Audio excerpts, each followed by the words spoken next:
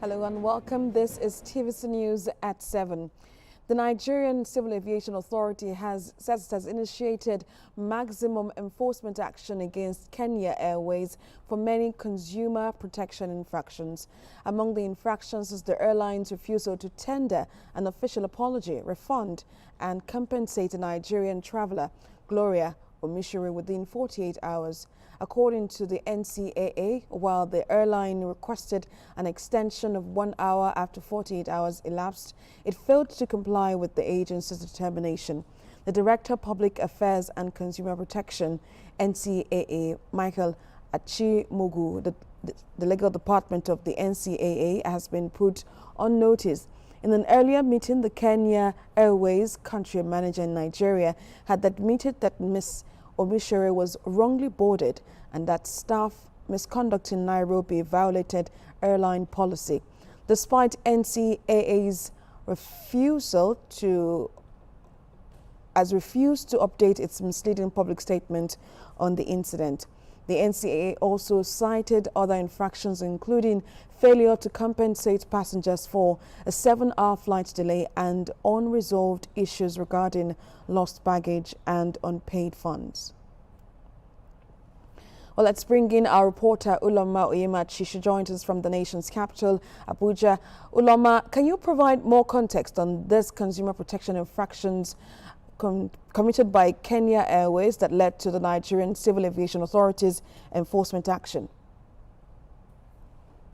So, Sarah, this incident started since February 2nd, where it was brought to the attention of Nigerians that Kenya Airways has mistreated a passenger at Nairobi, and it has come down to where it shows that NCAA has been on top of their game, investigating, what it termed unruly conduct on the passenger side and also unprofessionalism on the Kenya Airways side. And today was just released a final update on the all-rounder incident that they have enforced the maximum punishment on Kenya Airways, and that only will be determined by the courts. That is why the director said that he had transferred all the findings and the document to the legal department of NCAA. But there are many enforcement actions that could be given. We know that Kenya Airways fly every day into Lagos, so it may be suspended, it may receive fines or whatever other maximum punishment that has been stipulated by the court. That's where we're at now, Sarah. Because I was going to ask, how will this enforcement action, affect passengers flying with Kenya Airways, especially those traveling between Nigeria and Kenya?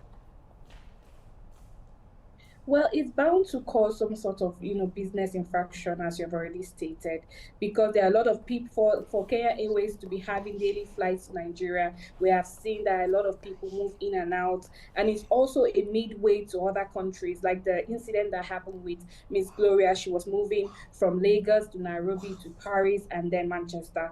So it may affect a lot of things, and that is why initially we were expecting that the matter would be resolved in a more cordial way. But as we have already stated, maximum enforcement has been put on Kenya Airways. We are waiting to see what the legal title is regarding that punishment, and whatever happens from there, Nigerians will have to find alternatives coming into the country and going out as well. Well, I think just before I let you go, I just want to ask if you've heard anything from the Kenya Airways, if they've issued a statement regarding or responding to the NCAA's enforcement action. If you've heard anything, what's their response?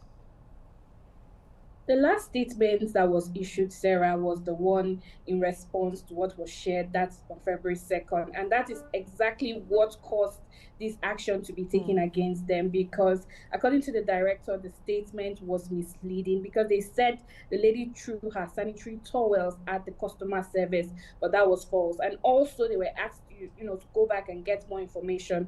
So not even responding to any statement is one of the problems that has brought up this maximum infraction now on Kenya Airways. So for now, there's no statement from them. There's no response. They have just been, posting about normal activities, but we're still going to be monitoring to give you more updates.